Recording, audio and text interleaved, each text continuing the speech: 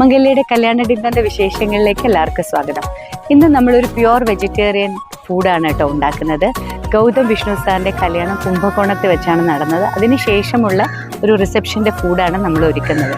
കല്യാണ റിസപ്ഷനെ കുറിച്ച് പറയുമ്പോൾ വെജിറ്റേറിയൻ ഫുഡാണെങ്കിലും നോൺ വെജ് ഫുഡാണെങ്കിലും അതിലെല്ലാം ഏറ്റവും നമ്പർ 1 ഹൈലൈറ്റ് ആയിട്ട് ആൾക്കാർ പറയാറുള്ളത് ദോശയാണ്. എസ്പെഷ്യലി വെജിറ്റേറിയൻ മെനു ആണെങ്കിൽ തന്നെ ദോശയുടെ ഒരു 2-3 ഐറ്റം എങ്കിലും നമ്മൾ വെക്കാറുണ്ട്.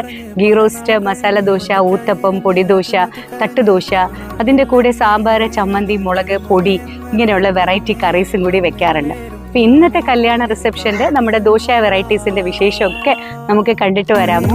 ഒന്ന് വന്നാലേ കനവല്ലേ മായാജാലേ ചിരിയല്ലേ വാടാമുല്ലേ പുരികത്താലകത്തന്ന രംഗോലിയല്ലേ വായോലാവലൈലേ കനവല്ലേ മായാജാലേ ചിരിയല്ലേ വാടാമുല്ലേ പുരികത്താലകത്തന്ന